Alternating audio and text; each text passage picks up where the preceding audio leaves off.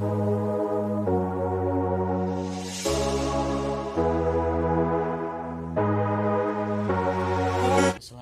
warahmatullahi wabarakatuh.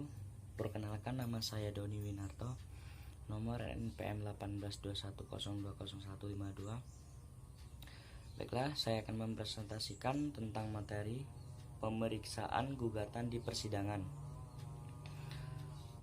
Pendaftaran dan panggilan.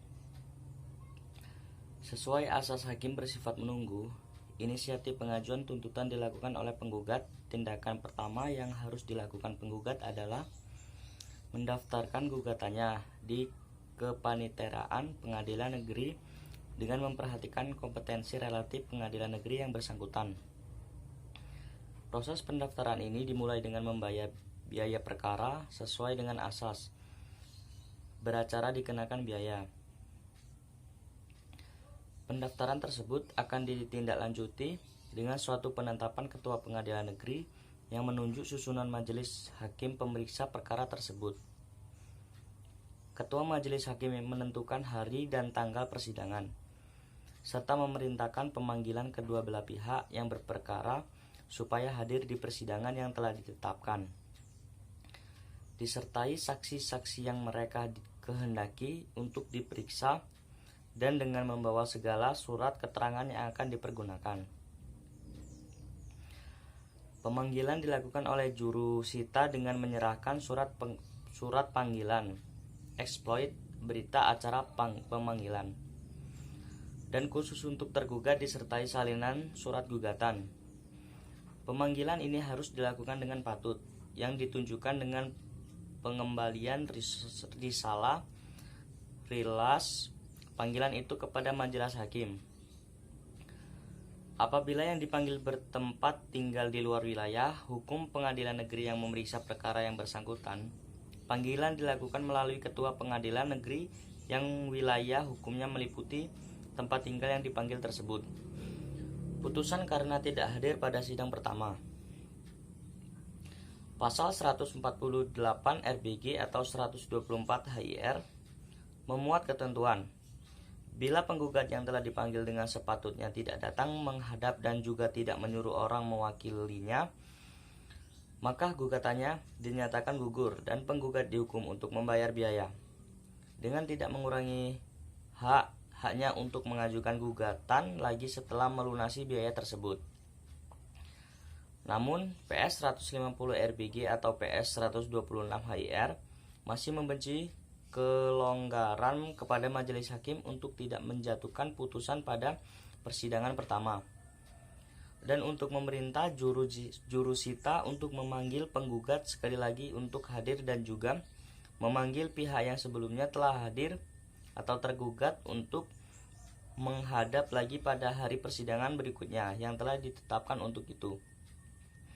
Setelah penggugat dipanggil kedua kalinya dan ternyata penggugat tidak hadir pula pada persidangan yang telah ditetapkan tersebut, hakim akan menjatuhkan putusan menggugurkan gugatan penggugat dan menghukum tergugat membayar biaya perkara. Dalam putusan yang menggugurkan gugatan penggugat, pokok perkaranya tidak dipertimbangkan oleh majelis hakim karena memang pemeriksaan perkara sesungguhnya belum dilakukan. Sebagai catatan perlu diperhatikan bahwa apabila penggugat hadir dalam persidangan pertama namun tidak hadir dalam persidangan berikutnya, maka perkaranya akan diperiksa dan diputus secara kontradiktor. Upaya perdamaian. Pasal 154 RBG atau 130 HIR antara lain menentukan: 1. Bila pada hari yang telah ditentukan para pihak datang menghadap, maka pengadilan negeri dengan perantaraan ketua berusaha mendamaikannya. 2. Bila dapat dicapai perdamaian, maka di dalam sidang itu juga dibuat suatu akta dan para pihak dihukum untuk menaati perjanjian yang telah dibuat, dan akta itu mempunyai kekuatan serta dilakukan seperti suatu surat keputusan biasa. 3. Terhadap suatu keputusan tetap semacam itu dapat diajukan banding. Ketentuan ini mewajibkan majelis hakim sebelum memeriksa perkara perdata harus berusaha untuk mendamaikan kedua belah pihak yang sedang bersengketa tersebut. Peranan hakim dalam usaha menyelesaikan perkara tersebut secara damai sangat penting. Putusan perdamaian mempunyai arti yang sangat baik bagi masyarakat pada umumnya dan khususnya bagi orang yang mencari keadilan. Apabila perdamaian tidak dapat dicapai, maka proses pemeriksaan akan dilanjutkan dengan tahap jawab-menjawab, pembuktian, kesimpulan, dan putusan pengadilan. Jawaban dan eksepsi. Tidak ada ketentuan yang mewajibkan tergugat memberikan jawaban. Namun jawaban ini sangat penting bagi tergugat, karena apabila tergugat tidak memberi jawaban, tergugat harus menyadari ia harus memikul akibat dari sikapnya. Dalam jawabanlah tergugat dapat mengemukakan argumentasi yang menguntungkan posisinya. Jawaban tergugat dapat dilakukan secara lisan maupun secara tertulis. Jawaban tergugat dapat terdiri dari dua macam, yaitu 1. Jawaban yang tidak langsung mengenai pokok perkara yang lazim disebut eksepsi atau tangkisan. Sasaran dari eksepsi adalah tidak diterimanya gugatan penggugat. Ada bermacam-macam eksepsi yang dapat dikelompokkan menjadi dua macam, yaitu eksepsi prosesual dan eksepsi material. Eksepsi prosesual adalah yang mendasarkan diri pada hukum acara perdata, misalnya eksepsi yang menyangkut kompetensi absolut, eksepsi yang menyangkut kompetensi relatif, eksepsi yang karena ne bis in idem, dan sebagainya.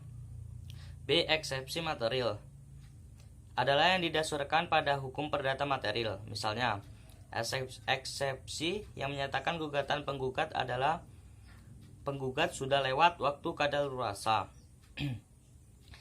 Eksepsi yang menyatakan gugatan penggugat belum waktunya untuk diajukan, dilatory except, premature except, dan sebagainya.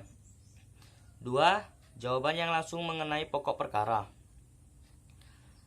Jawaban tergugat yang langsung mengenai pokok perkara dapat berupa pengakuan, bantahan, revert.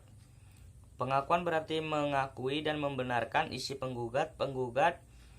Pengakuan ini dapat meliputi keseluruhan isi gugatan atau hanya terhadap bagian atau bagian-bagian tertentu dari gugatan. Sedangkan bantahan berarti menyangkal atau membantah isi gugatan penggugat. Bantahan tergugat harus disertai dengan alasan-alasannya. Bantahan ini juga dapat meliputi keseluruhan atau sebagian isi gugatan. Oleh karena itu, ada kemungkinan tergugat mengakui sebagian dan membantah bagian lain dari isi gugatan. Dan revert berarti tergugat menyerahkan segala sesuatunya kepada hakim. Gugatan rekonvensi. Gugatan rekonvensi atau gugatan balik atau gugatan balasan diatur dalam pasal 157 dan 158 RBG, pasal 132A dan 132B HIR. Pasal 157 RBG menentukan 1. Tergugat berwenang untuk mengajukan gugatan balik dalam segala hal kecuali A. Bila penggugat dalam konvensi bertindak dalam suatu kedudukan sedangkan gugatan balik mengenai diri pribadinya dan sebaliknya. B. Bila pengadilan negeri yang menangani gugatan asalnya tidak berwenang mengadili persoalan yang menjadi inti gugatan balik yang bersangkutan. C. Tentang perselisihan mengenai pelaksanaan keputusan hakim. 2. Jika dalam tingkat pertama tidak diajukan gugatan balik, maka hal itu tidak dimungkinkan dalam tingkat banding. Pasal 158 RBG menentukan A. Tergugat dalam gugatan asal wajib mengajukan gugatan baliknya bersama-sama dengan jawaban yang tertulis atau lisan. B. Peraturan-peraturan dalam bab ini berlaku untuk gugatan balik. C. Kedua perkara diperiksa bersama-sama dan diputus dengan satu keputusan, kecuali bila hakim memandang perlu untuk memutus perkara yang lebih dahulu daripada yang lain dengan ketentuan bahwa gugatan asal atau gugatan balik yang belum diputus harus diselesaikan oleh hakim yang sama. D. Diperbolehkan pemeriksaan tingkat banding bila tuntutan dalam gugatan asal ditambah dengan nilai gugatan balik melebihi wewenang hakim untuk memutus dalam tingkat akhir. E. Akan tetapi, jika kedua perkara dipisah dan diputus sendiri-sendiri, maka harus diikuti ketentuan-ketentuan biasa mengenai pemeriksa banding. Dari ketentuan pasal 157 dan 158 RPG, pasal 132A dan 132B HIR menjadi jelas bahwa dimungkinkan dua gugatan diperiksa secara bersamaan dalam waktu yang sama, di tempat yang sama, oleh majelis hakim yang sama, dan diputus dalam satu keputusan pengadilan. Walaupun dalam praktek pertimbangan hukum dalam konvensi diuraikan secara terpisah dengan pertimbangan hukum dalam rekonvensi. Kenyataan ini dapat memperlancar jalannya proses persidangan karena dua gugatan diperiksa dalam waktu dan tempat yang sama oleh hakim yang sama. Sekian presentasi dari saya. Wassalamualaikum warahmatullahi wabarakatuh.